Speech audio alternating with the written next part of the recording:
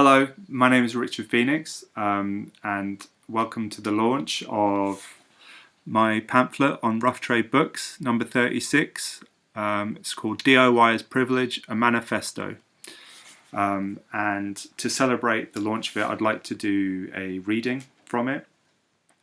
And the original manifesto I wrote as a 13-point, one-page thing, and this pamphlet is an expanded version of it where I take all the points and write more about how I sort of came to that conclusion. And so I would like to read number 9, which is: there is an audience for everything, and ideas of what is good music will always be political. So number 9. Every art form is intimately related to a type of life experience. The difference between chamber music and jazz is not one of quality, finesse, or virtuosity, but of two ways of life, which the people involved did not choose but were born into.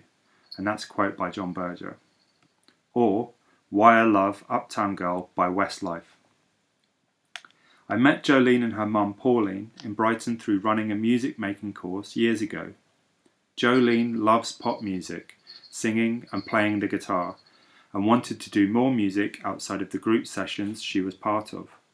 I wasn't a music teacher, music therapist, or anything like that, and it took a while to work out what we'd do in the sessions, but we knew when spending time with one another that music was the best way for us to communicate. So Jolene started coming around my house every Friday to make music. We messed around a lot, and I recorded a lot of what we did, using music technology not only to broaden what we could do, but also so we had a record of our time together, something her and her mum could listen to when driving or at home. In the sessions, she would sing or play guitar or keyboard, whatever was to hand. We'd listen to music together, and I would try and bring in elements of the songs she liked into the music we made. I would be experimenting with sounds and beats, trying to determine what Jolene liked. I was aware that making loose, avant-garde, improvised music could work really well, but that wasn't what Jolene listened to at all. Jolene had a speech therapist, and we would integrate words she was using there into songs, as well as using drawing to generate ideas. Here's one of her drawings. We developed a routine before each session. She would arrive with her guitar on her back. I would greet her and her mum at the door. She'd come in, we'd take off the guitar together, which we'd put on a chair, and she'd take a seat on my sofa. I would then offer her a drink. She'd reply, "Tea, please." Tea was a regular theme in her songs. And I'd pop off to the kitchen to make tea. When I'd return, I'd ask if she wanted to listen to some music whilst we drank our tea.